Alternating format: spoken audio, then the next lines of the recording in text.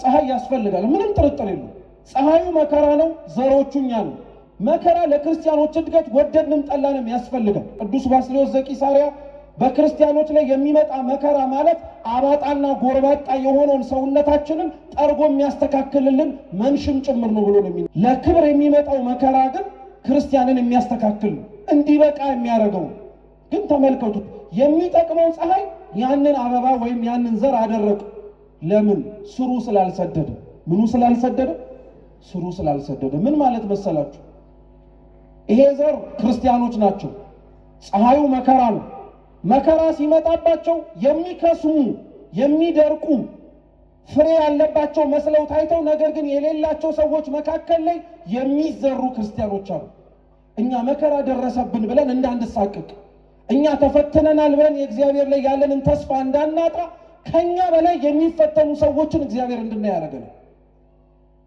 ከኛ በላይ የተሰቃዩ ያሉትን ሰዎች ድምጻቸውን እንድንሰማ ያደርገናል ግን ምን ያክል ሰው ድምጹን መስማት እንደሚፈልግ ራሱ ፈጣሪ ነው የሚያውቅ አንዳንዶቻችን እኮ እንኳን የክርስቲያኖችን መከራ ላይ ናቸው ብሎ ለመናገር ድምጻቸውን ጮት ስንሰማ ራሱ በስመ አብ ወወልድ ወመንፈስ ቅዱስ ስለዚህ ያሳቅቅ ነው ምንም አረ ወገኖች የታው ግን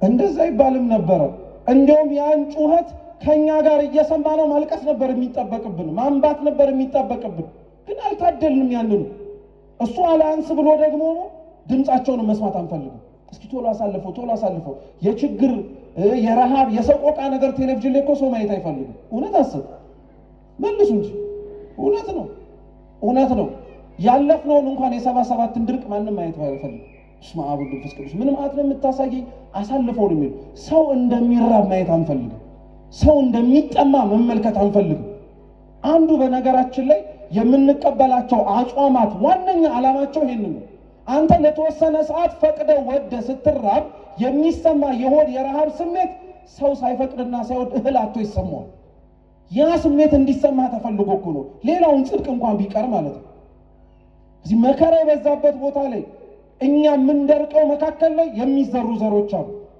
ቅዱስ ባስልዮስ ደግሞ ድጋሚ ይሄኛውን ሌላ ትርጉም ይሰጣል ምን ይላል መሰላችሁ ከላይ አፍርተው ከስር ግን ስር ሳይሰዱ የነበሩት ዘሮች ማለት አስመሳይ ክርስቲያኖች ናቸው ይላቸው እስኪ በሏት ምን ነው አይዟችሁ በሏት አስመሳይ ክርስቲያኖች ከላይ ስንታይ በደንብ ጠንቅቀን ፍሬ ያፈራን ምን መስል በደንብ ጠንቅቀን እንኳን ሌላ ችግር ቀርቶ እኛ ራሳችን ለመከራው መከራ ምን ሆነ ምን መስል እኛ ራሱ ለሚመጣብን ነገር ከዝግጅታችን አንፃር ሌላስ ምን አለ ምን መስል ግን አይደለም ስር ቆንጥጠን ስላላደግን ስር ቆንጥጠን ቤተክርስቲያን ትምህርቷን ዕውቀቷን ትውፊቷን ህይወቷን ገድሏን ግርፋቷን ስላላወቅንላት ስር ሰደን ስላላደግን ስላልቆነጠጥን የሆነ ነገር ሲመጣ እንሸበራለን እግዚአብሔር የጸና ልብ ለሁላችንም ይስጠን ሶስተኛው መሬት እሾሃማው መሬት ነው እሾህ እንደሚታወቀው ገበሬ ፈልጎ ምናልባት ሊተክለው የሚችለው አጥር በከላከያ እንዲሆነው ነው እንጂ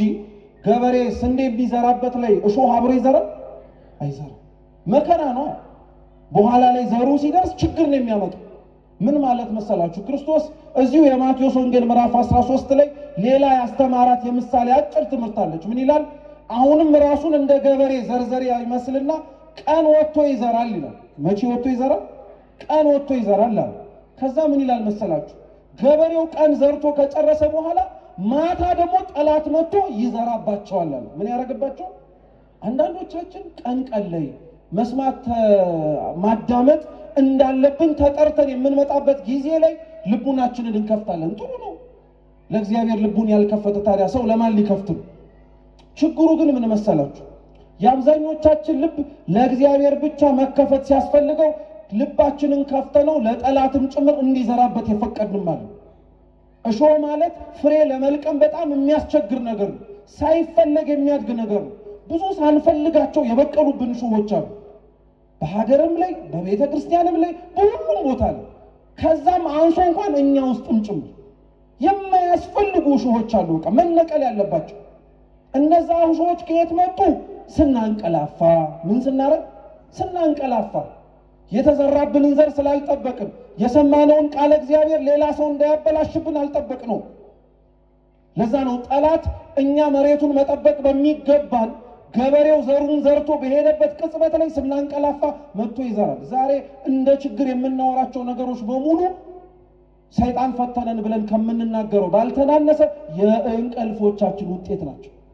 አንቀላፍተናል። ቅድም ተምረናል በደንብ በሰማዕትነት ትምህርት አንቀላፍተናል። በደንብ አድርገን መንቃት ሲጠበቅብን መበርታት ሲጠበቅብን እንደ ዋዛ መጾም፣ መጸለይ፣ መስገድ፣ መመጽወት ሳይሆን ከልባችን እነዛ ማድረግ ሲጠበቅብን ምን ችግር አለ? የነቢያቱ ሲያልፍ አብዩ ይመጣል፣ አብዩ ሲያልፍ የሐዋርያቱ ይመጣል፣ የሐዋርያቱ ሲያልፍ ፍልሰታ ትመጣለች እያልን ጾሙን ሳንጠቀምበት ገብቶ እያስወጣ ነው ተቸገረ። እያንዳንዱ ጾም ግን በዓላማ ተጀምሮ በግብ የተጠናቀቀ ነበር። እኛ ጋር ግን ሲመጣ ምናልባት ስለ ስጋዊ ፍላጎትና ዓላማችን ካልሆነ በቀር በጾሙ ሀገርን አስበው የሚጾማለን፣ ቤተክርስቲያንን አስበን እንጾማለን። እየምናማረራቸውን አስተያየት ለመስጠት ጣታችንን የምንቀስርባቸውን ከላይ እስከታች ያሉትን እያንዳንዳቸውን አስበህ ጾመህ ታውቃለህ? ጸልየህ ታውቃለህ? አብዛኞቻችን እንኳን አናረገው። ቤተክርስቲያን ልብ ብላችሁ ስሙኝ ባካችሁ። ቤተክርስቲያን ብትወቅስ ብትገስጽ የሚያምርባት ለምን መሰላችሁ? ለሁሉም ስለምትጸልይ በእንተ ቅድሳት ጸሎቷ ላይ ስለሚያስጨንቋት መሪዎች ልቡና እንዲሰጧት ትለምናለች። ለሊቃነ ጳጳሳቱ ትለምናለች። ለዲያቆናቱ፣ ለቀሳውስቱ፣ ለሊቃውንቱ ፍቅርን ማስተዋልን የሚመሩበትን ጥበብ እንዲሰጣቸው ትለምናለች። እሷ ብትገስጽ ያምርባታል። አንተና እኔ የት ጸልየን? አንተና እኔ መቼ አስበናቸው? አንተና እኔ መቼ ተመልክተናቸው? በጣም እኮ ነው የምናሳዝነው። እሾህ ማለት ይሄ መልካሙ መሬት መቼም አይጠፋችሁ። መልካም መሬት ላይ የተዘሩ ደግሞ ቅዱሳን አሉ፣ ፍሬ የሚያፈሩት ማለት ነው። ከስቃያቸው ውስጥ መልካም ነገር የሚገኝባቸው፣ በመከራቸው ውስጥ ሌሎችን የሚያሳምኑ፣ ልክ ቅድስት አርሴማ ድርጣድስን እንዳሳመነችው እርሷን ማሰቃየቱን አሰቃይቷታል እኮ። እርሷን በደንብ አድርጎ በሚችለው መልኩ ፈትኗታል። ግን የሚገርማችሁ እሷ ስታልፍ ድርጣድስ አመኑ። ምን ሩቅ አስኬደን። በረከቱ ለሁላችን ትድረሰን። ጲላጦስ ማመኑን የሚያውቅ ሰው አለ እንደዚህ ውስጥ? ጲላጦስ እኮ ክርስቶስን አሰቃይቶት ያንን ሁሉ መከራ እንዲቀበል ከደሙ ንጹህ ነኝ ብሎ ታጥቦ በመጨረሻ አምኖ ስንክሳራችን ላይ እኮ ታሪኩ በረከቱ ትድረሰን ተብሎ የተጻፈለት ሰው። መልካም መሬት ማለት ይሄ ነው። 30 60 100 ያማረ ፍሬ የሚገኝበት። ሁለት ሶስተኛው የመጨረሻው እንድታውቁት የሚያስፈልገው ከምንገባው ጾም ጋር አሁን ከነገ ጀምሮ እንቀበለው ጾም እንደምታውቁት የነቢያት ጾም። የነቢያት ጾም ዋነኛ ጭብጡ ዓላማው ነቢያት ክርስቶስ ለአዳም የሰጠውን ቃል ኪዳን በማሰብ በማስታወስ አምላክ ሰው ይሆናል፣ ይወርዳል፣ ይወለዳል፣ ያንን ዘመን ቅርብ እንዲያደርግላቸው የጾሙት የተማጸኑት። አሁን ያነበብነው ትምህርት በነገራችን ላይ በዘመነ ክረምትም የሚሰበክ ስብከት ነው፣ በዘመነ ነቢያትም የሚሰበክ ስብከት ነው። ስሙ በደንብ። ክርስቶስ መጀመሪያ ቤት ውስጥ ነበረን ያልኳችሁ። ምን ውስጥ ነበረ? በቃ እየጨረስን ነው። ስሙ። ምን ውስጥ ነበረ? ከቤቱ ወዴት ነው የወጣው? ወደ ውጭ። ቤት የምትባለው ሰማይ ናት። ቤት ውስጥ የነበረው ክርስቶስ ነው። ሰማይ ከተባለ ቤቱ የጠሩትን የነቢያትን ድምፅ የቅዱሳኑን ልመና ሰምቶ ወጣ ማለት ወረደ ማለት ነው። ምን አረገ ማለት ነው? ወረደ ማለት ነው። በባህር ማዶ ሆኖ ተናገራቸው። እርሱ መርከብ ላይ ሆኖ ማለት በዘመን የተራራቁ ቢሆኑም በነቢያቱ ግን ድምፁን እንዲሰሙ አደረጋቸው። እግዚአብሔር ስሙ የተመሰገነ ይሁን። እውነት በነቢያቱ ድምፁን እንድንሰማው አደረገን። አብሮን ያልቆመው ለዛ ነው። ዘመን እስኪመጣ ድረስ ጊዜው እስኪደርስ ድረስ እመቤታችን ንጽሕት ድንግል ማርያም ማኅፀኗን ከተማርጋ እስከምትሰጠው ድረስ ታንኳው ላይ ነበረ፣ ሰማይ ላይ ነበረ። እርሱ አልተጠጋነውም፣ አልደረስንበትም። ድምፁን ግን ከሩቅ ሆነን እየሰማነው ነበር።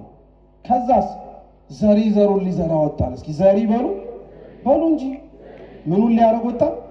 ዘሩን ሊዘራ ወጣ። የዘራው ዘር አንደኛ ቃለ እግዚአብሔር ነው፣ ሁለተኛ ሰማዕታት ነው ብያቸዋል። የኛ ሊቃውንት ይራቀቁበታል እኮ። የዘራው የእግዚአብሔር ቃል ነው ከተባለ ይላሉ የእግዚአብሔር ቃል የሚደመጥ ብቻ ሳይሆን ስጋን ነስቶም ሰው የሆነ ነው። ቃል ምን ሆነ ስለሚል ስጋ ሆነ ስለሚል ዘሪ የተባለው እግዚአብሔር አብ ነው። ዘሩን ሊዘራ ወጣ ማለት እግዚአብሔር አብ ልጁ እግዚአብሔር ወልድን ወደ ምድር ላከው ማለት ነው። እየሰማችሁ ነው? ይሄ የተዘራው ዘር ሰው የሆነው ክርስቶስስ ምን መሬት ላይ ወደቀ? አንደኛ ደረቅ መሬት ላይ፣ ሁለተኛ ጭንጫ መሬት ላይ፣ ሶስተኛ ምን መሬት ላይ? እሾሃማ መሬት። ምን ማለት ነው? በዘመናት የማይመቹ ጊዜያት ውስጥ ራሱ ስለ ክርስቶስ ይሰበክ ነበር። ደረቅ መሬት ልብ ባላቸው በነፈርዖን ዘመን ክርስቶስ ይሰበክ ነበረ። አለት ተብሎ በሚጠራው ሙሴ ሕጉን በተቀበለበት ዘመን ላይ የእግዚአብሔር ቃል ይዘራ ነበር። ቅዱስ ዮሐንስ አፈወርቅ እንደውም በደንብ የሚራቀቅበት ክርስቶስ አንድም ዘሩን መሬት ላይ የዘራው ቃሉን በሙሴ አማካኝነት እንደሚሰጣቸው ለመናገር ነው ይላል። ቃሉን በሙሴ አማካኝነት ሕጉን እንደሚሰጣቸው ለመናገር ነው ይላል። ሁለተኛስ ጭንጫ መሬት ላይ ዘራው፣ መከራ የበዛበት ማለት ነው። በዛ መከራ በበዛበት ዘመን በምርኮ ዘመን በነ ዳንኤል በነ ኤርምያስ ዘመን ያናግራቸው ነበረ፣ ያሳስባቸው ነበረ። ተስፋ እንዳያጡ በነቢያቱ ያስተምር ነበር። ለዛ ነው ዘሪው አንድም እግዚአብሔር አብ ነው፣ አንድም ዘሪዎቹ ነቢያቶች ናቸው። ቃሉን በማይመች ቦታ ይሰብኩ ነበር። ሶስተኛው እሾሃማ የሆነ መሬት ነው። ክርስቶስ ለመምጣት የደረሰበት ክርስቶስ ሰው ለመሆን የቀረበበት ዘመን ማለት ምልአተ ኃጢአት ጫፍ ላይ የደረሰበት ነበረ። በቃ ከአዳም ከሔዋን የተቀበልነው በደል አንድ ነገር ነው። ማስተላለፍ ነው ሲባል ወንጌላትን አንድ እንደማስተላለፊያ መንገድ ብቻ አድርጋችሁ እንዳታስቧቸው። ምን ለማለት ነው?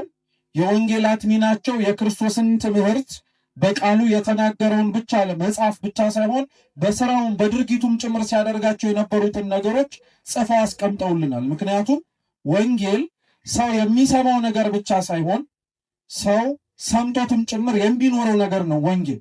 ለዛ ነው አብዛኞቻችን በነገራችን ላይ ቃለ እግዚአብሔር በሚሰበክባቸው መድረኮች ላይ ራሳችንን መጠየቅ ያለብን የተሰበከውን መስማታችንን ብቻ ሳይሆን ሲሰበክ ሰምተነው ያለውንም ጭምር እንኖረዋለን ወይም ኖረነዋል ወይ ብለን እንድንጠይቅም ጭምር ያስገድደናል። ምክንያቱም እንዳልኳችሁ ወንጌል የቃል ትምህርት ብቻ አይደለም፣ ተግባርም ጭምር ነው።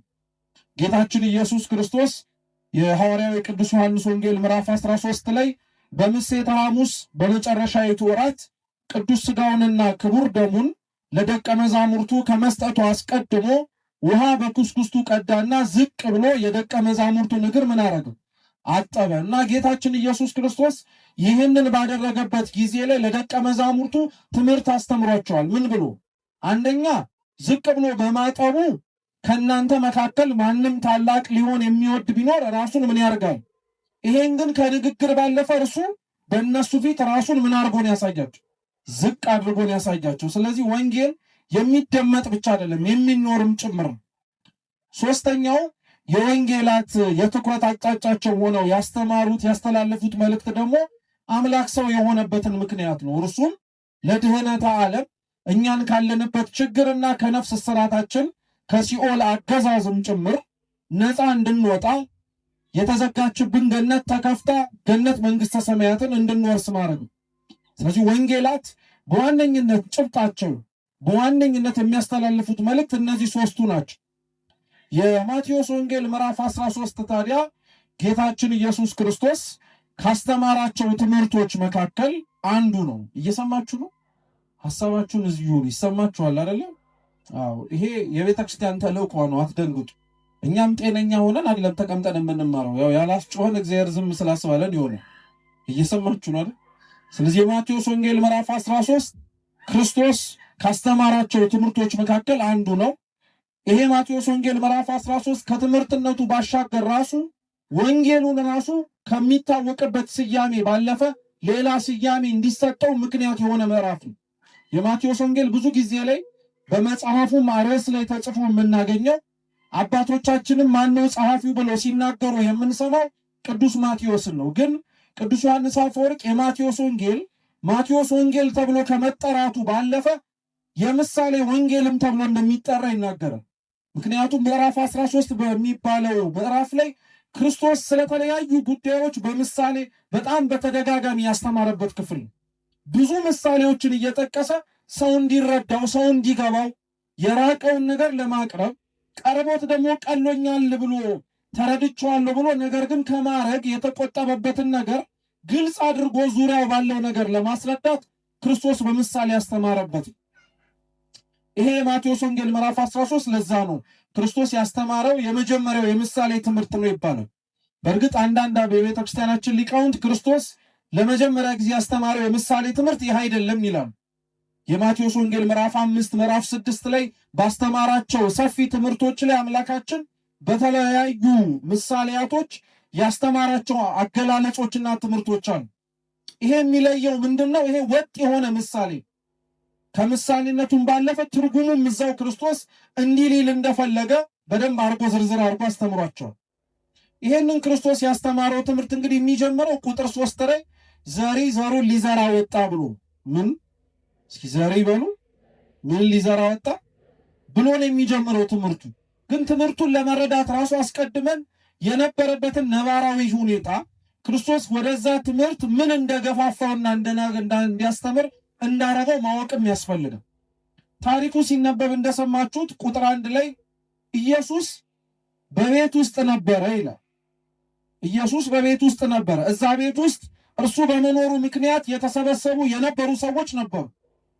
እርሱን ለማየት የመጣ አለ፣ ለመማር የመጣ አለ፣ ተአምር ፈልጎ የመጣ አለ፣ እርቦት ጠምቶት የመጣ ሰው አለ። ለተለያየ ምክንያት ነው የመጣው። ብቻ እዛ ቤት ውስጥ ግን ጌታችን ኢየሱስ ክርስቶስ ነበረ፣ ብዙ ሰውም ነበር። እርሱ የነበረበት ቤቱ ደግሞ መሸከም የማይችላቸው ሰዎች እርሱ ያለበት ቦታ ላይ አብረው ተጠግተው ፊቱን ለማየት ደግሞ ያልቻሉ ሰው ከዛ ከቤቱ በስተውጭ ሆነ በጣም ብዙ ነበሩ። ስለዚህ ክርስቶስን የማየት ናፍቆታቸውን አምላካችን ኢየሱስ ክርስቶስን ለመመልከት ያላቸውን ፍላጎት ተመለከተና ክርስቶስ ከነበረበት ቤት ወጣላቸው ወደ እንደሱ እንዲያዩት እንዲመለከቱት ማለት ነው። መስማት የፈለጉትም እንዲያዳምጡት፣ እርቦናል ጠምቶናል የሚሉትም ካጠገቡ ተጠግተው ከእጆቹ መብላት መጥገብ እንዲችሉ ማለት ነው። ለፈለጉበትና አስፈላጊ ነው ብሎ ላመነበት ምክንያት ማስተላለፍ ነው ሲባል ወንጌላትን አንድ ማስተላለፊያ መንገድ ብቻ አድርጋችሁ እንዳታስቧቸው። ምን ለማለት ነው? የወንጌላት ሚናቸው የክርስቶስን ትምህርት በቃሉ የተናገረውን ብቻ ለመጻፍ ብቻ ሳይሆን በስራውን በድርጊቱም ጭምር ሲያደርጋቸው የነበሩትን ነገሮች ጽፈው አስቀምጠውልናል። ምክንያቱም ወንጌል ሰው የሚሰማው ነገር ብቻ ሳይሆን ሰው ሰምቶትም ጭምር የሚኖረው ነገር ነው ወንጌል። ለዛ ነው አብዛኞቻችን በነገራችን ላይ ቃለ እግዚአብሔር በሚሰበክባቸው መድረኮች ላይ ራሳችንን መጠየቅ ያለብን የተሰበከውን መስማታችንን ብቻ ሳይሆን ሲሰበክ ሰምተነው ያለውንም ጭምር እንኖረዋለን ወይም ኖረነዋል ወይ ብለን እንድንጠይቅም ጭምር ያስገድደናል። ምክንያቱም እንዳልኳችሁ ወንጌል የቃል ትምህርት ብቻ አይደለም፣ ተግባርም ጭምር ነው። ጌታችን ኢየሱስ ክርስቶስ የሐዋርያው የቅዱስ ዮሐንስ ወንጌል ምዕራፍ 13 ላይ በምሴተ ሐሙስ በመጨረሻይቱ ወራት ቅዱስ ሥጋውንና ክቡር ደሙን ለደቀ መዛሙርቱ ከመስጠቱ አስቀድሞ ውሃ በኩስኩስቱ ቀዳና ዝቅ ብሎ የደቀ መዛሙርቱን እግር ምን አረገው? አጠበ። እና ጌታችን ኢየሱስ ክርስቶስ ይህንን ባደረገበት ጊዜ ላይ ለደቀ መዛሙርቱ ትምህርት አስተምሯቸዋል። ምን ብሎ? አንደኛ ዝቅ ብሎ መልስ መስጠት አስፈላጊ ስለሆነ ክርስቶስ ታንኳ ላይ ቆሞ በሚያስተምርበት ጊዜ ላይ እነሱ ወደቡ ዳር እንደመሆናቸው አሁን እንደ ዘመናዊው ጊዜ የድምፅ ማጉያ ድምፅን ጮክ አድርጎ በርቀት ላለ ሰው እንዲደመጥ በሚቻል መልኩ የሚያግዝ ምንም አይነት መሳሪያ አልነበረም። ሰው በድምፁ ነው የሚያስተምረው። ያኛውም ሰው የሰውን ድምፅ እየሰማ ነው የሚማረው። ስለዚህ ክርስቶስ አስቡት፣ እንኳን ሰው ባህር ላይ እየተንቀሳቀሰ ማስተማር ቀርቶ አሁን እኔ እንኳን የምጠቀምበትን የድምፅ ማጉያ ድምፁን አጥፍቼው እየተንቀሳቀስኩኝ ባወራ ወይም ብናገር የድምፄ ልክ ሊደርስበት እስከቻለው ድረስ ያለው ሰው ያዳምጣል እንጂ ሁሉም ሰው ይሰማል አይሰማም። ስለዚህ ክርስቶስ ምን ሊል ፈልጎ ነው ወደቡ ላይ ቆሞ ማስተማር ሲችል ታንኳው ላይ ይወጣ? ታንኳው ላይ የወጣበትን የክርስቶስን ምክንያት የቤተ ክርስቲያናችን ሊቃውንት የተለያየ ትርጉም ሰጥተውታል። የመጀመሪያው ክርስቶስ የቆመባት ታንኳ ያስተማረባት ቦታ ቤተ ክርስቲያን ናት ብሏል። እስኪ ታንኳዋ በሉ እንጂ ማናት? ቤተ ክርስቲያን ናት። ታንኳ መሸከም የሚችለው ስንት ሰው ነው? እሺ ግልጽ እንዲሆንላችሁ ታንኳ ጀልባና መርከብ ያላቸውን ልዩነት ታውቃላችኋል? መርከብ በጣም ትልቅ ነው፣ እንኳን ሰው ዕቃም ይሸከማል። ከመርከብ የሚያንሰው ምንድን ነው? ጀልባ ነው። ጀልባ ደግሞ ከመርከቡ ባነሰ የተወሰኑ ዕቃዎችንና የተወሰኑ ሰዎችን ይሸከማል። ታንኳ የምትባለው በጣም ትንሿ ያለችው ናት። መሸከም የመቻል አቅም ቢኖራት ራሱ መሸከም የምችለው በጣም ብዙ ሰው አይደለም። አንድ ሰው ያለምንም ችግር መሸከም ትችላለች። ከአንድ በላይ ሰው ግን እየበዛባት ከሄደ ታንኳ ራሱ መሸከም ስለማችል ምን ማድረግ ትጀምራለች? መስጠም ትጀምራለች። ክርስቶስ የቆመባት ታንኳ ቤተ ክርስቲያን ናት ማለት ቤተ ክርስቲያን ራሷ መሪዋ፣ አለቃዋ ድምፁን ሰምተው የምትታዘዝለት ማንም ብቻ ነው ማለት ክርስቶስን ብቻ ነው ማለት ነው። የቤተ ክርስቲያን መሪዎች ሆነው የቤተ ክርስቲያን እንደራሴዎች ሆነው በአባቶቻቸው ወንበር ላይ ተቀምጠው ያሉ መሪዎችንም ብትመለከቱ በእነሱ ላይ አድሮ የሚናገረው በእነሱ ላይ አድሮ ቤቱን የሚመራው የሚያስተዳድረው ማን ነው? እግዚአብሔር ነው። ታንኳ መሸከም የምችለው ስንት ሰው ብቻ ስለሆነ አንድ። ቤተ ክርስቲያንም ሊመራት የሚችለው ሊያስተዳድራት የሚችለው አንዱ እግዚአብሔር ብቻ ነው። ሌላ ማንም ሊያደርጋት አይችልም። ለማንም አትመችም። በነገራችን የቤተ ክርስቲያን ከእግዚአብሔር ውጭ ለማንም አትመችም። ማንም መጥቶ ቤተ ክርስቲያን ውስጥ ከእርሱ ውጭ እንደፈለግኩት ላርጋትም ማለት አይችልም፣ ሊያረጋትም አይችልም። አንዴ ለእርሱና ለእርሱ ብቻ ተብላ የተሰራች አካል ነው። ምን ማለት መሰላችሁ? ቤተ ክርስቲያንን እኔ ሌላ ሰው መጥቶ እመራታለሁ ከክርስቶስ ውጭ አለ ማለት የእናንተ አሁን አካልና ሰውነታችሁ ማለትም ጭንቅላትና ሰውነታችሁ አለ አይደል? እየሰማችሁ ነው። ምናችሁና ምናችሁ ጭንቅላትና ሰውነታችሁ አለ። ለምሳሌ የእናንተን ጭንቅላት ሌላ ሰው ሰውነት ላይ የሌላ ሰውን ሰውነት የእናንተ ጭንቅላት ጋር አብሮ ማገጣጠም ይቻላል? ለምንድን ነው የማይቻለው? ምን ችግር አለው? ያም ጭንቅላት ነው፣ ይህም ጭንቅላት ነው። ያም ሰውነት ነው፣ ይህም ሰውነት ነው። አይጣጣምም አይደለም? ይሄ ጭንቅላት የተሰራው ለየትኛው ሰውነት ነው? ኧረ መልሱ ባካችሁ። ለራስ ሰውነት ነው። ያንተ ጭንቅላት የተሰራው ለማን ነው? እቺ ቤተ ክርስቲያን የተሰራችው ራሷ ማን እንዲሆናት ብቻ ሲጀመር። በነገራችን ላይ እቺ የተሰበሰብንባት ቤተ ክርስቲያን የማን ቤተ ክርስቲያን ነው? እስቲ አሁን እንደው ትምህርቱ እንደዛ ስለተባለ መራን እንጂ በደህናው ቀን የት ነው የምትሄዱት ሲባል ቤተ ክርስቲያኑ ነው የምትሉት እንዴ? የት ነው የምትሄዱት ስትባሉት የት የምሄደው ነው የምትሉት? እና ቤተ ክርስቲያን የማን ናት ስንባል የማን ነው የምንለው? ታረቋ ወየኛ ወይ እግዚአብሔር የማን ናት? መጀመሪያ ቤተ ክርስቲያን ባለቤትነቱ የክርስቶስ ነው፣ የእሱ ናት። ከሱ ነው እኛ የተቀበልናት ራሱ። ይሄን በምን ታውቃላችሁ ብንባል ወንጌል ላይ ጌታችን ኢየሱስ ክርስቶስ ስለ ማንነቱ ለደቀ መዛሙርቱ ጠይቋቸው ነበር፣ የምታስታውሱ ከሆነ እና ሰዎች የሰውን ልጅ ማን ይሉታል ብሎ ሲጠይቃቸው አንዳንዶች መጥምቁ ዮሐንስ ነው፣ አንዳንዶች ኤርምያስ ኤልያስ ነህ ይሉሃል፣ አንዳንዶች ከነቢያት መካከል አንዱ ነው ይሉሃል። እናንተስ እኔን ማን ትሉኛላችሁ አላቸው። ቅዱስ ጴጥሮስ ፈጠን አለና ምን ብሎ መለሰ? አንተ ሕያው የእግዚአብሔር ልጅ ነህ፣ አንተ የዮና ልጅ ስምዖን ብፁዕ ነህ፣ ንዑድ ነህ፣ ክቡር ነህ። በዚች በሰጣት ምስክርነት ላይ አለት ላይ ቤተ ክርስቲያንን አንጻታለሁ አለ። እስኪ ቤተ ክርስቲያኔን በሉ ድገሙት። ምን ቤተ ክርስቲያናችሁን አላለም። መጀመሪያ ምንን ነው መጀመሪያ? ቤተ ክርስቲያንን ምን አረጋታለሁ? አንጻታለሁ ነው። ከሱ ነው ለኛ የተሰጠችው እንጂ እኛ ሰብስበን አይደለም ለሱ የሰጠነው። ስለዚህ መሪዋ ማን ብቻ ነው ማለት ነው? ክርስቶስ እግዚአብሔር ነው ማለት ነው። ከሱ ውጪ ለማንም አትስማሙ። ማንም እንደፈለገ በነገራችን የቤተ ክርስቲያንን ሊያረጋት የማይችለው ለዛ ነው። ገብቶ መበጥበጥ፣ ገብቶ መረበሽ፣ ገብቶ ማወቅ ሊችል ይችላል። ያ ሁሉ ግን ራሱን ሊያውከው ይችላል እንጂ ቤተ ክርስቲያኒቷ ያለውን አምላክም ራሷንም ጭምር ሊያሳጣት አይችልም። ቤተ ክርስቲያን የክርስቶስ ናት ለማለት ነው ይላሉ። ሁለተኛው ክርስቶስ የተሳፈረባት ታንኳ ደግሞ የኛ ሰውነት ናት። እስኪ የኛ ሰውነት በሉ። ታንኳ ናት የኛ ሰውነት። ምን ማለት ነው?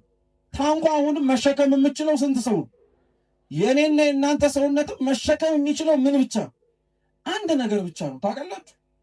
አብዛኞቻችን አሁን ከበደን፣ ጨነቀን፣ ግራ ገባን፣ ብዙ ነገር ውስጥ ሆነን ብለን የምንጨነቀው በጣም የሚያስጨንቅ ነገር ውስጥ ስለገባን ብቻ አይደለም።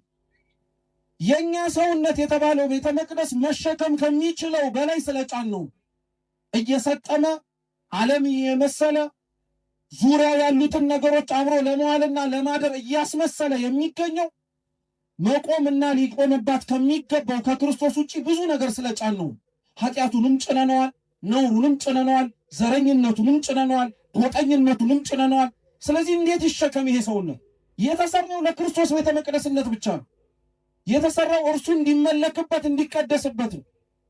በነገራችን ላይ ሰይጣን እንኳን በድፍረት የማይጠጋውን ሰውነት እኮ ነው እኛ በጣም ብዙ ነገር የጫነው። ታውቃላችሁ? መላእክት በጣም የእኛን ሰውነት ያከብሩታል። ሰይጣን ደፋር ስለሆነ ነው። ሰይጣን አንድን ሰው ርኩስ መንፈስ ገብቶ የሚጸናወተው ለምን እንደሆነ ታውቃላችሁ? ከመጀመሪያው ጀምሮ ሰይጣን ከነበረበት ሰማይ ሲዋረድ የመጀመሪያም የመጨረሻ ምኞቱ እንደ አምላክ መሆን። ያንን ስላላገኘ ሊያገኝም ስለማይችልና ስለተዋረደ እስካሁን ድረስ የእግዚአብሔር የዙፋኑ መገለጫ የሆነው ሰማይ ላይ መውጣት ቢያቅተው የኛ ልቦና ውስጥ ግን ለማደር ይሞክራል። ያድራልም ጭምር አንዳንዶቻችን ላይ። እውነት አስል ጥሩ ሰይጣን መልአክ እንደሆነ መቼም ማንም የሚጠራጠር የለም። እዚህ ውስጥ ቅድስና የለውም እንጂ ርቀቱ፣ ሌላው አገልግሎቱ መላእክት እንደነበራቸው እንዳለው ነው ያለው። ቅድስና ነው የሌለው። ለምን ሰይጣን የደፈረውን ሰውነት ሚካኤል ገብርኤል ለምን አይገቡበት? ሰይጣን ገብቶ ክፉ እንደሚያሰራን ገብርኤል ሚካኤል ገብቶ እኛ ሰውነት ውስጥ አድረው ለምን ቅድስና ያሰሩ? መላእክት የኛን ሰውነት ለምን እንደማይገቡበት ለምን እንደማይጫኑበት ታውቃላችሁ? ዙፋንነቱ የተሰራው ለአንዱ ለማን ብቻ ስለሆነ ለእግዚአብሔር ብቻ ስለሆነ። እኛ ግን አያችሁት ስንቱን ነገር ጫንበት። ለእግዚአብሔር የማይመቸውን ለአምላካችንም ጭምር አብሮ ሊሄድ የማይችለውን ጫንበት።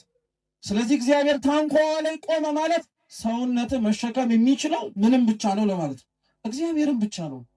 ከሌላ ነገር አጫ ነው። ከጫንክም አውርድም። ከፍ ብለህ መታየት የምትችለው በዛ ነው። ሁላችንም እንደተሰጠን የክርስትና ስም እንደተሰበሰብንባት ቤተ ክርስቲያን መኖር እንደሚጠበቅብን ህይወት መመስከር እንደሚጠበቅብን ምስክርነት ልንገኝ አልቻልነው። መርከብ የተባለች ታንኳ ተብላ የምትጠራ ሰውነታችን ላይ ብዙ ነገር ጫንባት በቃ። ስለዚህ ክርስቲያን መስለን እንታይ ይሆናል እንጂ ሆነን ግን አልተገኘንም። እግዚአብሔር በቸርነቱ ሁላችንን ይርዳል። ሶስተኛው ቅዱስ ቄርሎስ ዘእስክንድርያ ደግሞ ምን ይላል? ክርስቶስ ቆሞ ያስተምርባት የነበረችው ታንኳ የክርስቲያኖች ህሊና ናት ይላል። እስኪ የክርስቲያኖች ህሊና በሉ እንጂ የምኖች ህሊና? አዎ የክርስቲያኖች ህሊና። ክርስቶስ ባህር ላይ ቆሞ ማስተማር ይችል ነበር? አይችልም? ይችላል። ምን ችግር አለ? ባህር ላይ እኮ ሲራመድ አይተነዋል። ባህር ላይ እንደተራመደ ሲነገር ሰምተናል። ባህር ላይ ተራምዶ ቆሞ ማስተማር ለሱ አይከብዱም። ታንኳዋን የመረጠው ለምንድን ነው ከተባለ ክርስቲያኖችን ህሊናቸውን ማደሪያ አድርጎ መልእክት ለማስተላለፍ ነው ይላል ቅዱስ ቄርሎስ። የእያንዳንዳችን ህሊና በነገራችን ላይ እግዚአብሔር የሚናገረውን ራሱ ለመረዳት እርሱ ህሊናችን ላይ ማረፍ መቻል አለበት። እርሱ አይምሯችን ውስጥ መቆም መቻል አለበት። አለበለዚያ ምንም አይነት ነገር አንድከም ክርስቲያኖች። እግዚአብሔር የሌለበት ሰውነታችን፣ እግዚአብሔር ያላረፈበት ልብና አይምሯችን እርሱ ራሱ የሚያስተምረውን ትምህርት ለመስማትም ሰምተንም ለመረዳትም አይሆንልን። ለዛ ነው እርሱ ታንኳ ላይ ቆሞ ህዝቡ ወደብ ላይ ሆኑ ማለት ምን ማለት መሰላችሁ? አንዳንድ ሰዎች እግዚአብሔር የሚያስተምረውን ቤተ ክርስቲያን የምትናገረውን እግዚአብሔር እነሱ ጋር ተጠግቶ አብሯቸው ሆኖ ከሚያስረዳቸው ይልቅ እነሱ ሊረዱበት በፈለጉበት ወደቡ ዳር ሆኖ በራሳቸው አስተሳሰብ ይረዱታል። እየሰማችሁ ነው? በራሳቸው አስተሳሰብ ይረዱታል። ያ ነው ችግር የሆነብን እኮ ዛሬ ቤተ ክርስቲያን ያላለችውን አለች እየተባለ ያለችውን አላለችም እየተባለ በዚህ ሁሉ ፈተናና ውርጅብኝ ውስጥ የምትሆነው አብዛኞቻችን ህሊና ውስጥ ምናልባት መቆም የሚጠበቅበት ክርስቶስ ዳር ላይ ነው። እኛ ወደቡ ዳር ነው ያለው። ወደቡ ዳር ነው ያለነው አብዛኞቻችን። አይመለከተንም ብለን እኮ እኛ ጥግ ላይ ነው ያለው። ምናልባት ልናደርግ የምንችለው ከዚህ በላይ ሊሆን አይችልም ብለን ዳር ላይ ነው ያለነው። ሲጮህ ድምፁን እንሰማዋለን። ምናልባት እኮ እግዚአብሔር አምላክ በደንብ እንድትጠጉኝ ኑ ወደ ባህሩ ቢለን ግን እኮ ማንም አይመጣም። ታስታውሳላችሁ? ክርስቶስ በባህር ላይ ሲራመድ ቅዱስ ጴጥሮስ እርሱ እንደሆነ ባወቀ ጊዜ ላይ ጌታ ሆይ ወደ አንተ እንድመጣ አዘዘም። ጴጥሮስ እኮ ከነበረባት መርከብ ከወንድሞቹ ወርዶ ክርስቶስ የቆመባትን ባህር እየረገጣት አልፏል። ያቺ ባህር ማለት የዓለም መከራ ማለት ነው። ዛሬ መከራ ውስጥ ባለንበትና ተጨንቀን ባለንበት ሰዓት ላይ በመከራዎቻችን ውስጥ ቆሞ ልናገኘው የሚገባውን እግዚአብሔር ያላየነው እኛ ወደቡ ዳር ስለቆምን በቃ ጥግ ላይ ነን። እኛ ካልደረሰብን፣ እኛ ካልነካን፣ እኛ ካልተጠጋን፣ እኛ ላይ መጥቶ በር አንኳኩቶ ንውጡ ካላለን በቀር ምን አገባን እኛ? ሰላማችንን አግኝተን ድምፁን እየሰማን መኖር ነው። አሁን በነገራችን ላይ ክርስቲያኖች ቤተ ክርስቲያን ካለችበት ነባራዊ ሁኔታ አንጻር ወደቡ ዳር የምንሆንበት ጊዜ አይደለም። የምንችለው በየቻልንበት በአቅማችን የምንጸልይበት እግዚአብሔርን የምንለምንበት በምንችለው በአቅማችን እየተሰማራንበት ባለንበት ዘርፍ ላይ ለቤተ ክርስቲያን የምንቆምላት ጊዜ ላይ በመጮህ አይደለም። በነገራችን ላይ ድምፅ እናሰማ በማለትም ብቻ አይደለም። ለቤተ ክርስቲያን የእውነት የሚቆምላት ሰው ህሊናው መቀደስ አለበት። ቅዱስ ባስልዮስ ዘቂሳርያ ምን ይላል? ክርስቶስ ያደረበትና እርሱ የሚሰራበት ሰውነት የሚታወቀው ይላል። እስኪ ሐሳቡ በሉ የተቀደሰ አንደበቱ የተገራ ሰውነቱ ለመከራ የተዘጋጀ ነው። እግዚአብሔር እንዲህ አይነቱን ሰውነት ለሁላችን ሰጥቶናል። እርሱ ደግሞ እንደዛ እንዲያደርገን ፈቃዱ ይሆንልን። እንደዚህ ዓላማ ኑሮት ነው ክርስቶስ ታውን ኮል ቆሞ ማስተማር ጀመር። ዘሪ ዘርን ሊዘራ ወጣል። አንዱን እንደምታውቁት መንገድ ላይ ዘራው። ሁለተኛውን ደግሞ መከራ ፀሐይ የበዛበት መሬት ላይ ጭንጫው መሬት ላይ ዘራው። ሶስተኛውን እሾህ መሬት ላይ ዘራው። አራተኛውን ደግሞ መልካም መሬት ላይ ዘራው። ክርስቶስ ራሱ ይሄን ያስተማረውን ትምህርት ይተነትነዋል። ዘሪው ራሱ እንደሆነ፣ ዘሩ የሚያስተምረው ትምህርት እንደሆነ፣ የተዘራባቸው መሬቶች ደግሞ የኛ እርሻ የኛ ልቡና እንደሆኑ ይናገራል። ከዛ በመነሳት የተወሰኑ ነጥቦችን እናንሳ። እዚሁ ክርስቶስ ማስተማረው ትምህርት ላይ አንደኛው ጌታችን ኢየሱስ ክርስቶስ እንደ ገበሬነቱ እናስቡ። አንድ ገበሬ ተነስቶ የዘራውን ዘር መልሶ የሚዘራውን ዘር የሚያገኘው ቀድሞ ከዘራው ዘር እንደሆነ ማናችንም እናውቃለን። ገበሬ ዘሩን ይዘራል፣ ወቅቱ ሲደርስ ያጭዳል፣ ይሰበስባል።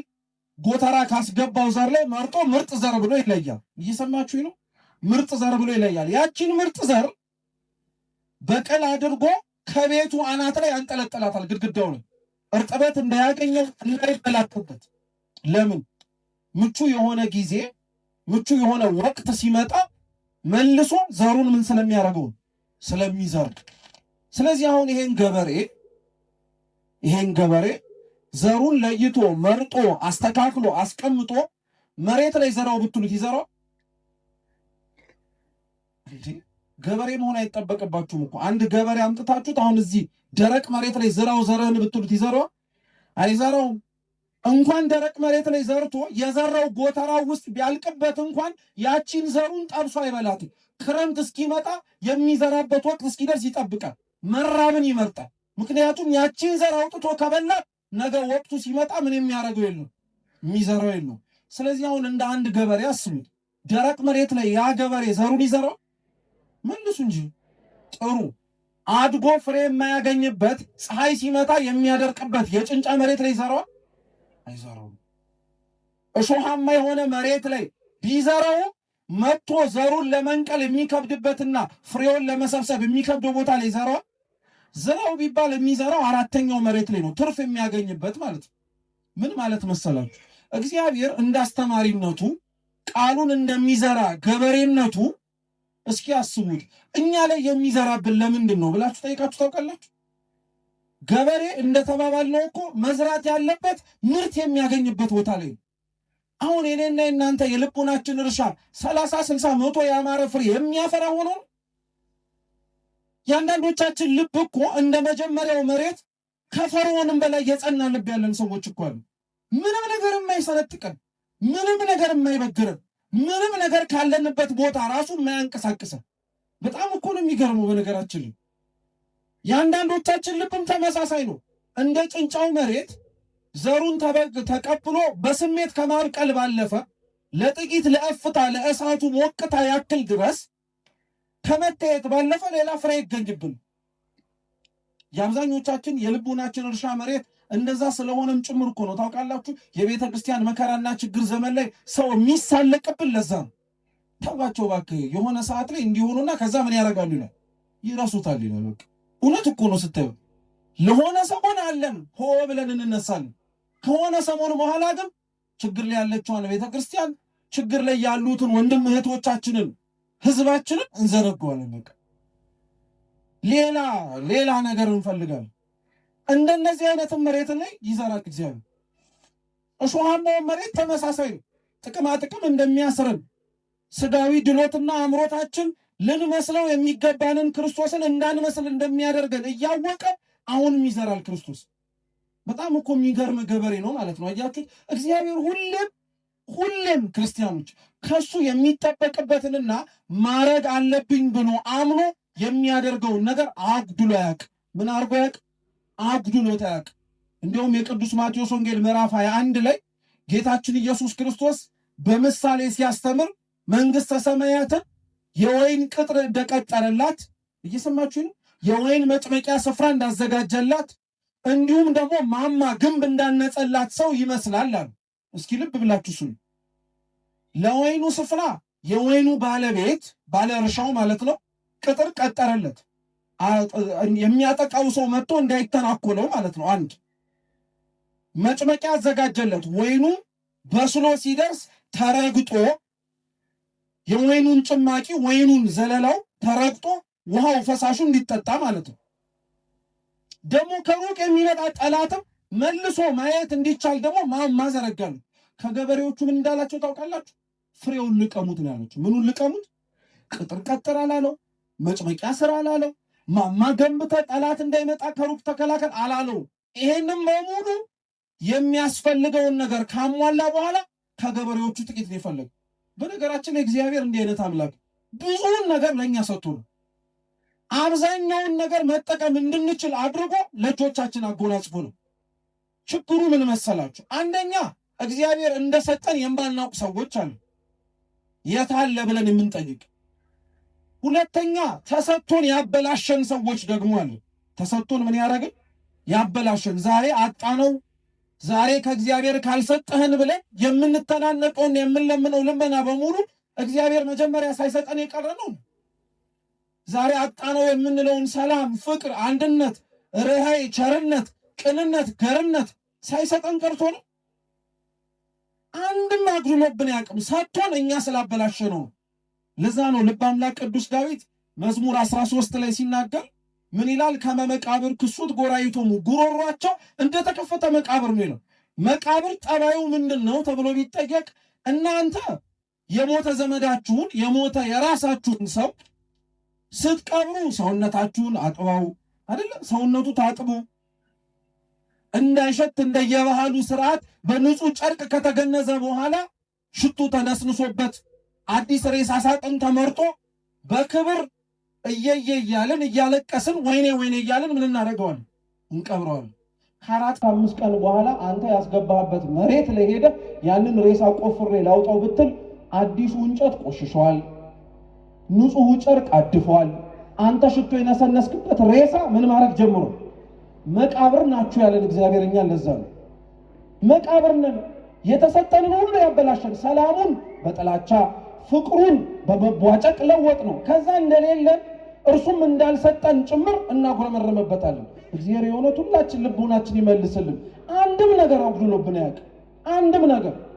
ስለዚህ መሬቶቹ ዘር ለማግኘት ፍሬንም ጭምር ለመሰብሰብ ባይመቹም ገበሬው እየወጣ ዘራባቸው ማለት ፍሬ የማገኝበት መሬት ላይ ብቻ አይደለም እኔ የምደክመው፣ እንደማላገኝበት የሚታወቅበትን መሬት ላይ እኔ አልቆርጥም ተስፋ እያለ እኮ ነው እግዚአብሔር። ልቡናችሁ እንደ አለት ቢጸና መከራ ሲመጣ ተሳቃችሁ እንደምትደርቁ ባውቅም ጥቅማ ጥቅም አታሏችሁ ክርስቲያን ሆናችሁ ለመታየት ባትችሉ እኔ ግን አልደክምም፣ እዘራባችኋለሁ በደንብ አድርጌያለሁ። ስሙ ለዘላለም የተመሰገነ ይሁን። እውነት እኛ ራሳችን ላይ በቆረጥንበት የተስፋ መጠን እሱ እኛ ላይ አልቆረጥም እኮ። እኛ ራሳችንን ቸል ባለበት መጠን እሱ እግዚአብሔር ቸል አላለንም። እስካሁን ያስበናል፣ እስካሁን ይመለከተናል። እንደዛማ ቢሆን ኖሮ ክርስቲያኖች የሰማችሁትን ኑሩት እኮ ብሎ ዝም ማለት ይችላል። ያዳመጣችሁትን እስከ ስንት ዓመት በሙሉ የተሰበከውን ወንጌል ኑሩት፣ በቃ ከዚህ በኋላ ምን ላደርጋችሁ ማለት ይችል ነበር። ግን አይልም እግዚአብሔር። አንድ ቀን ይሄ እንደ አለት የጸናው ልብህ መሰንጠቁ አይቀርም። አንድ ቀን መከራ የሚያሳቅቀው ሰውነትህ በደንብ ጠንክሮ መገኘቱ አይቀርም። አንድ ቀን ጥቅማ ጥቅም አታሎ ክርስቲያን መሆንህ እንዳይታወቅ ዝቅ ያልክበት ጊዜ አብቅቶ እሾህ ተነቅሎ ከፍ ያልክ መሬት መልካም የሆነ እርሻ ልትሆን ትችላለህ። ስለዚህ እግዚአብሔር ተስፋ እንደማይቆርጥ አንደኛ በዚህ አስተማር። ሁለተኛ ቅድም ክቡር መምህራችን ሲያስተምሩ እንደሰማችሁት የኔታ አንዱ ክርስቲያኖች ከሚጠበቅባቸው መንፈሳዊ ሕይወቶች መካከል ክርስቶስን በመከራ መምሰል ነው። በምን መምሰል ነው? በመከራ መምሰል ነው። በመከራ መምሰል ነው። ሲሰማ ቀላል ነው፣ ሲደመጥ እውነት ነው ያስብላል። ኑሩት ስንባል ነው ችግር የሚመጣው። እንኳን ሰይፍና ስለት እኛ ላይ ተነስቶ መጥቶብን በየክፍለ ሀገሩ ሕይወታቸውን ለሃይማኖታቸው እያጡ እንዳሉት ወንድም እህቶቻችን የሰው ፊት እንኳን እኮ እኛ መታገስ አንችልም። አሁን እኔ ፊቴን እንኳን ባኮሳትር ወይ እናንተ አይ ምናምን ብትሉ እኔ ራሱ መሸከም አልችልም፣ እናንተ መሸከማችሁ። የሰው ፊት የከበደን ሰዎች ሰይፍና ስለት እንዴት እንታገላለን?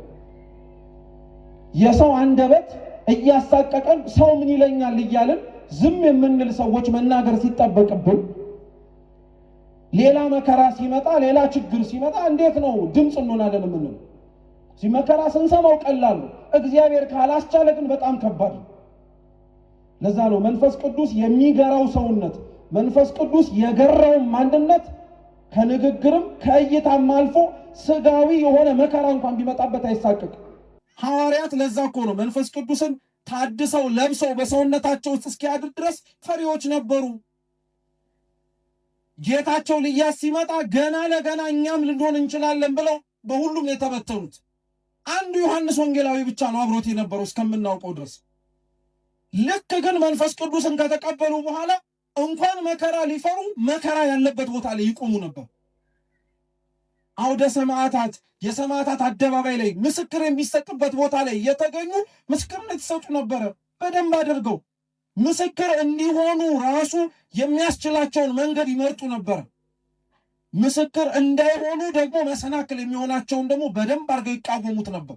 ለዛ ነው ቅድም አባታችን የጠቀሱት ከሐዋርያን አበው መካከል አንዱ ቅዱስ ፖሊካርፐስ በረከቱ ለሁላችን ትድረሰ እየተሳበ አናብስት እየቦጨቋቸው ከአራዊት ጋር እያታገሏቸው ክርስቲያኖችን መከራ ይቀበሉባቸው በነበሩባቸው በጣሊያን ውስጥ ባሉ ኮሎሲየም ተብለው በሚጠሩት ስፍራዎች ላይ እየሄደ ሰማዕት እንደሚሆን አውቆ እየተጓዘ ምዕመናን ያለቅሱለት ነበር። እንደ ፖሊካርፐስ አይነት እረኛ እንደሱ አይነት የመንጋው ጠባቂ የት እናገኛለን እያሉ እውነት ነው። ፖሊካርፐስ ታማኝ እረኛ ነበረ። ክርስቶስ አደራ ለሰጠው ለበጎቹ የሚራራ ነበር። ስለዚህ ቢያለቅሱ ለምን አለቀሱ አይባልም።